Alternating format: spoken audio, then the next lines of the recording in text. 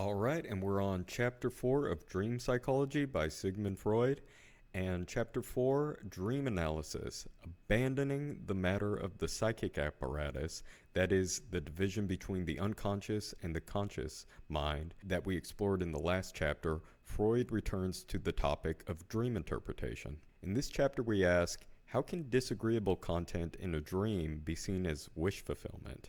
Due to disfigurement, disagreeable content serves to disguise a wish. Remember, in the mind there are two psychic instances, one conscious and one unconscious.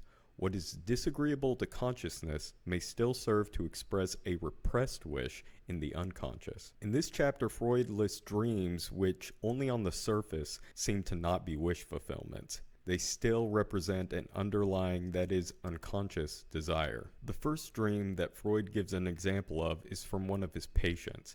In the woman's dream, she wanted to host a supper, but having nothing but salmon at home, she was unable to host a dinner. In Freud's analysis, he begins with analyzing the stimulus that might have provoked the dream from the previous day. He finds that the patient is rather in love with her husband. However, she is very thin, and her husband likes curvier women. A female friend of the couple had recently A female friend of the family had recently joined them for dinner at their house. She had also, after the supper, stated her wish to put on some more weight. This female friend has a naturally curvy figure, which the patient is jealous of. After analysis, it seems like the woman's dream is expressing the desire to keep the woman from coming over to their party and even putting on more weight at the supper so that she would become even more pleasing to the woman's husband. After Freud gives this interpretation, the patient confirms that this female friend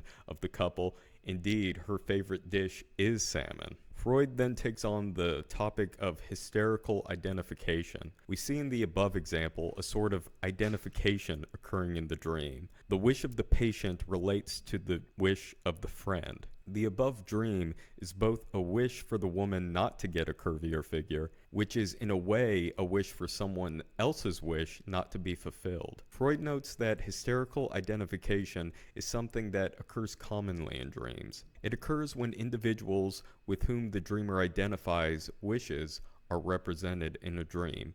In the dream, the patient represents her friend's desire to put on additional weight by symbolizing her own unfulfilled wish of hosting a dinner. By expressing her own unsatisfied desire, the patient unconsciously identifies with her friend's state of deprivation. The dream represents not just her own desires, but the desire of her friend as well, who she unconsciously sees as a rival for her husband's affection. Freud writes, "She puts herself in the place of the friend in the dream because her friend has taken on her own place in relation to the husband, and because she would like to take her friend's place in the esteem of her husband." We then tackled the topic of contradiction of wishes in dreams.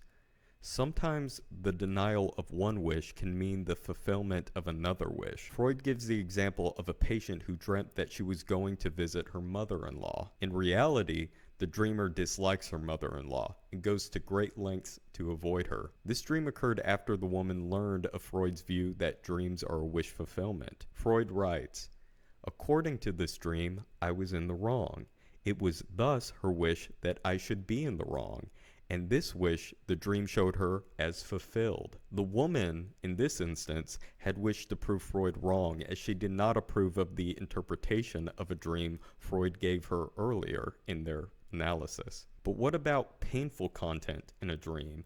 How can dreams be seen as wish fulfillment if they're painful? Freud notes that even a painful dream can represent the fulfillment of a wish. A patient of Freud's has a dream that her niece dies tragically, as her sister had already lost a child. Having heard Freud's theory of dreams, the patient wonders if she is horrible enough to wish for the death of her niece.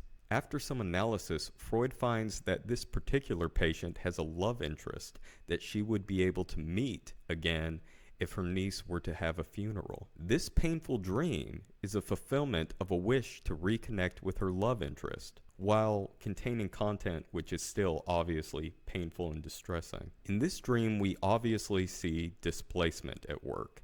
as the sorrow in the dream serves to hide the dreamer's suppressed longing for the man she has loved for a long time. But what about desires that have long been suppressed? Can they provoke a dream? Freud tells of the dream of another patient who dreams that her 15-year-old daughter lays dead in a box. After hearing more about the patient's history, Freud discovers that the woman had not wanted to become a mother and had hoped to have had a miscarriage. The dream is a symbolic representation of a long suppressed wish that the child would have died in the womb, which the box represents. Freud calls dreams that express one desire that contradicts another desire of the patient counter-wish dreams. Such dreams are especially evident in the case of masochists. Freud gives a final example of a dream in which a person has been financially ruined by his brother, with whom he has had both romantic feelings towards his brother and had also tormented the brother in question during their childhood. The dream represents a desire to be punished for his mistreatment of his brother.